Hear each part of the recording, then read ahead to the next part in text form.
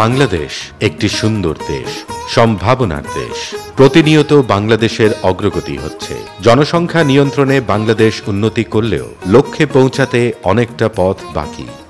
তবে সরকারি, বেসরকারি এবং ব্যক্তিগত উদ্যোগে পরিবার পরিকল্পনার বিভিন্ন কার্যক্রম ও পদ্ধতির সুষ্ঠু প্রয়োগের ফলে কাঙ্ক্ষিত লক্ষ্যে পৌঁছানো সম্ভব।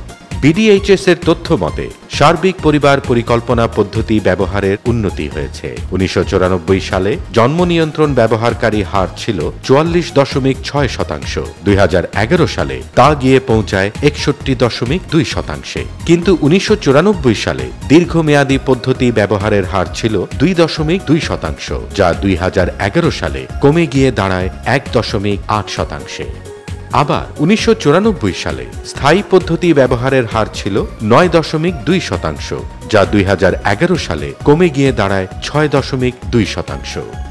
এটা প্রমাণিত সার্বিক জন্ম নিয়ন্ত্রণ পদ্ধতি ব্যবহারের হার বাড়লেও স্থায়ী ও দীর্ঘমেয়াদী পদ্ধতির ব্যবহার কমেছে।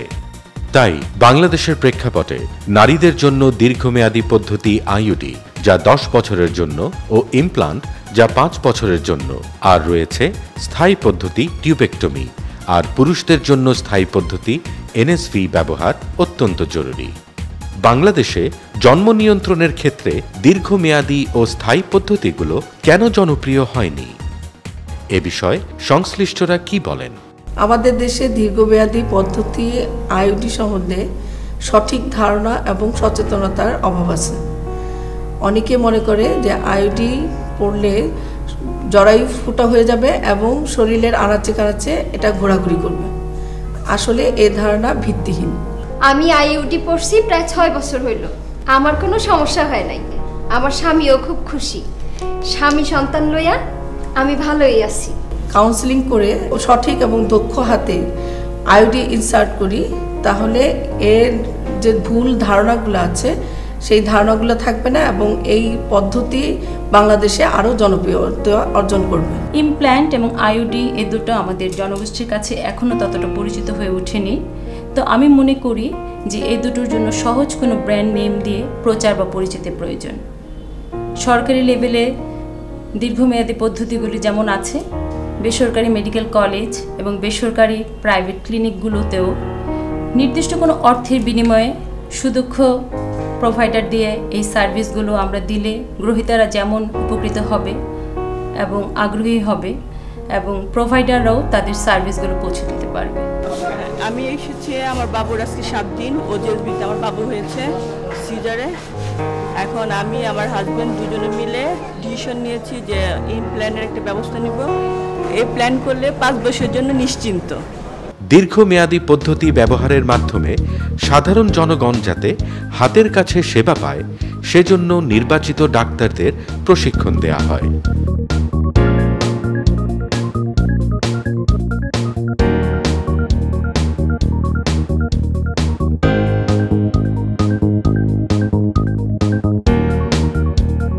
দক্ষতার সাথে ডাক্তাররা যেন সেবা প্রদান করতে পারেন, সেজন্য তাদের হাতে কলমে প্রশিক্ষণ দেয়া হয়।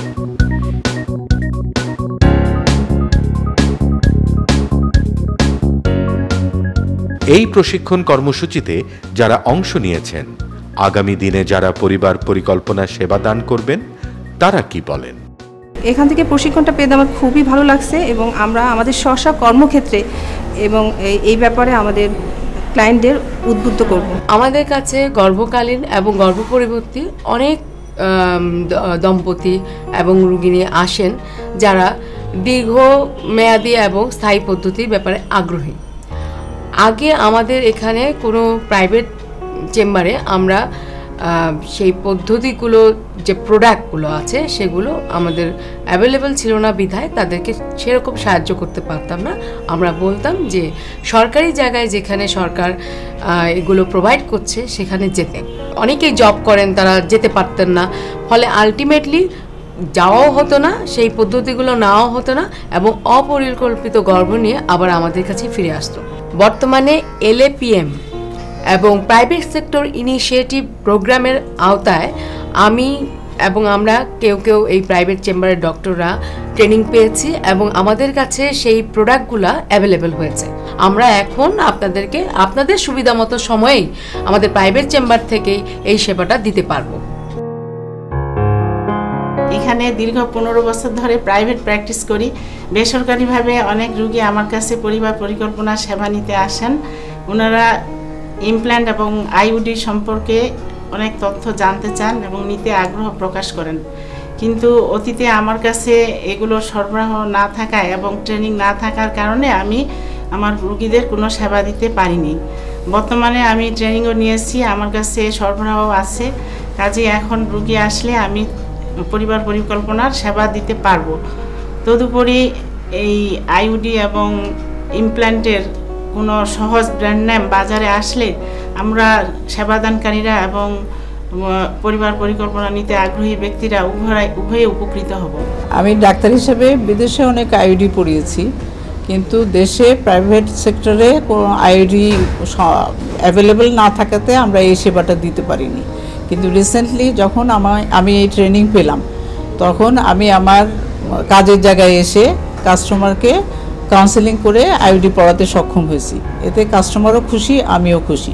আমরা এই যে দীর্ঘমেয়াদী পদ্ধতিগুলোর ভিতরে আইইউডি অর্থাৎ কপারটি এবং ইমপ্ল্যান্ট এই দুটিকে আমরা প্রেফার করি এবং এই দুটি আমাদের দেশে সরকারি পর্যায়ে আছে। আমাদের রোগীদের বা আমাদের গ্রহীতাদের দাবি এটা যেন বেসরকারিভাবে পাওয়া যায়।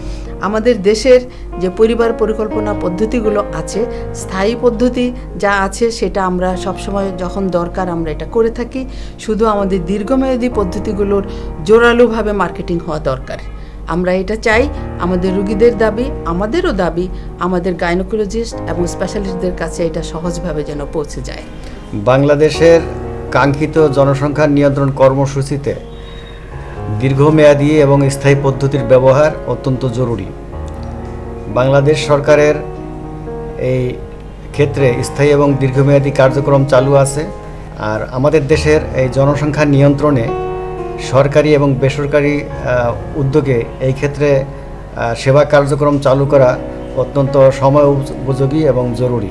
সরকারি সেবা কার্যক্রমের পাশাপাশি বেসরকারি পর্যায়ে আইইউডি, ইমপ্লান্ট এবং স্থায়ী পদ্ধতি নিয়ে আমরা জনগণের কাছাকাছি পৌঁছতে পারব।